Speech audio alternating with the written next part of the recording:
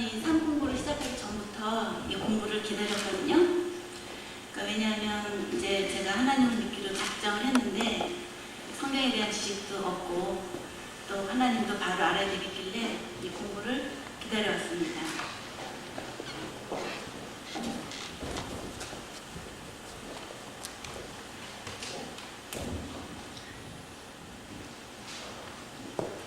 근데 이제 13주라는 시간을 지내다 보니까 이 삶 공부가 성경 공부가 아니라 크리스찬의 그 삶의 공부라는 것을 알게 됐습니다.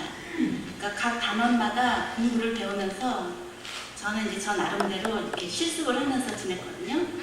그러니까 처음에 이제 배우는 단원이 요한복음인데 그 요한복음을 읽을 때는 저는 그 여행을 하는 것 같았어요. 거기서 이제 예수님이 이제 갈릴리, 사마리아 이렇게 이제 다니시면서 이렇게 표징을 보이시잖아요. 그리고 거기에 이제 그 사람들이 그거를 보고 믿고 따르고, 그리고 이제 제자들도 한두 명 생겨나고, 그러니까 저도 그 무리 속에서 껴서 다니고 있더라고요, 어느새. 그러니까 너무나 이제 그 성경 그 공부하는 게 즐겁고, 이제 은혜로웠는데, 그 이제 주님이 십자가에 못 박히시는 그 대목에 왔을 때 저도 좀 적잖은 시련을 좀 당했습니다. 그러니까 유종호 목사님이 다치셔가지고 한국에 갔다 오실 때 종선이가 머리를 좀 크게 많이 다쳤어요. 그래서 이때는 이제 학년 말이기 때문에 굉장히 이제 시기적으로 중요한 때고, 그러니까 각 기업체에서 설명회가 오고 또 인터뷰도 중요한 거는 따놓고, 그리고 이제 프레젠테이션도 해야 되고 각 그 과목 공부도 많이 해야 되는데 이 중요한 시기에 머리를 아주 많이 다쳤어요. 그래서 이제 다친 날은 별 저기가 없었는데 이제 그 다음날 이제 두통이 오고 구토가 나고 제가 글을 읽은 거를 뭐를 읽었는지 기억을 못하는 거예요. 그리고 단어 하나도 암기도 못하고, 그리고 저랑 통화를 하는데 이 목소리가 꼬여가지고 말이 안 되는 거예요. 그래서 응급실을 갔더니 이제 CT 촬영을 하고 MRI 촬영을 해서 이상이 없으면 여기 그냥 다 내진탕이라고 그러는데 이 증상은 너무 심각한 거예요.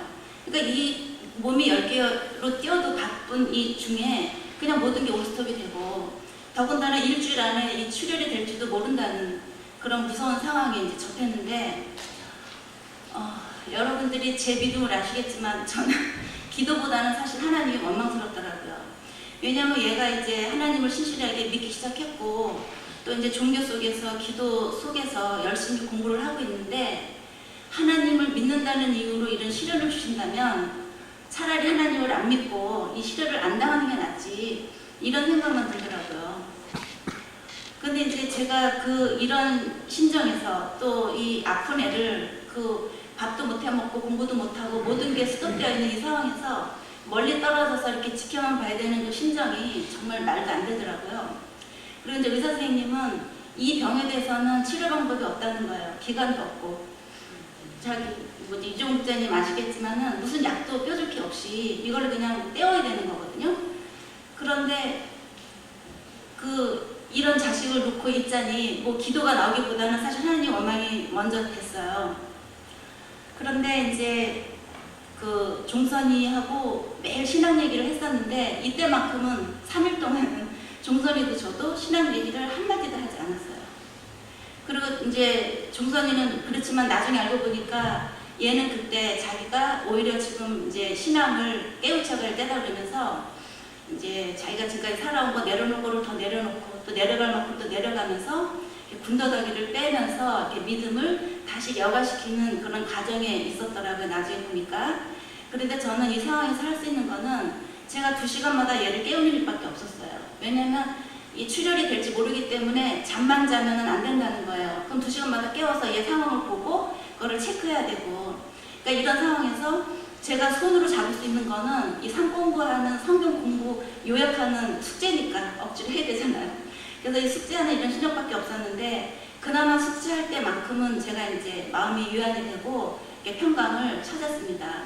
그러나 절실하게 기도를 한다든지 이런 마음은 사실 안 들었어요. 근데 이제 종선이는 자기가 이제 기도도 하고 이러고 시간이 좀 지나면서 좀 많이 좋아지고 호전이 돼서 제가 요 이제 마무리만 잘해주면 회복이 되겠다 싶어서 제가 몬트리올로 갔습니다. 가서 같이 밥을 해 먹고 또 정말 많이 나아지고 학교도 가고 운동도 하고 이렇게 이제 해서 저는 정말 기쁜 마음으로 몬트리올에서 일로 돌아오게 됐어요. 돌아오게 됐는데 이제 비행 시간이 5시간이잖아요. 근데 오는 시간에 딱 내려서 전화를 하니까 그 사이에 재발이 된 거예요. 그 조금 움직였다고.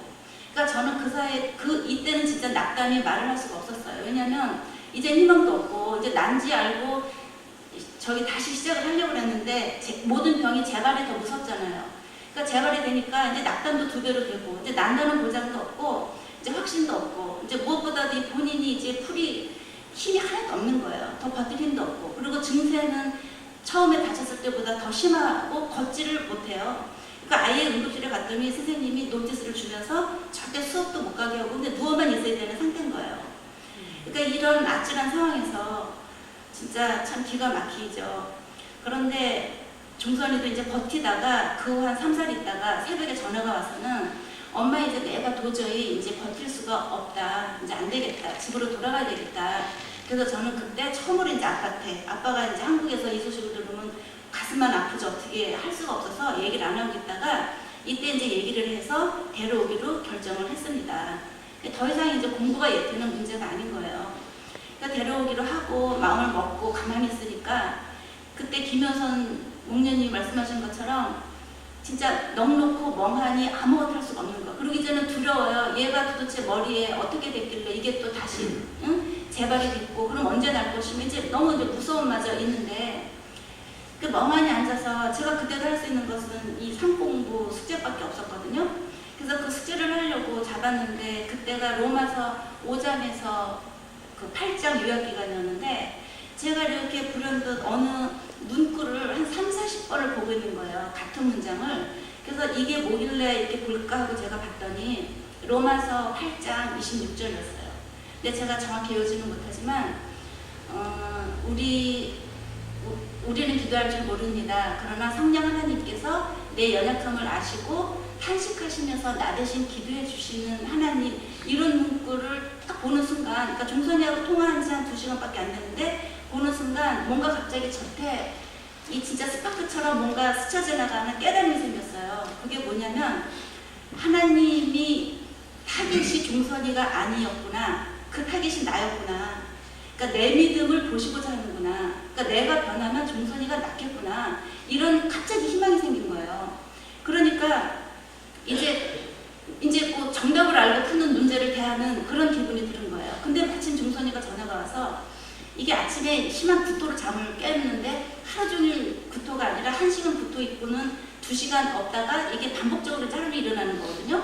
그러니까 자기가 이제 구토가 내려가니까 또 이러는 거예요. 엄마 내가 다시 한번 기도하면서 한 3-4일을 더 버텨보겠다.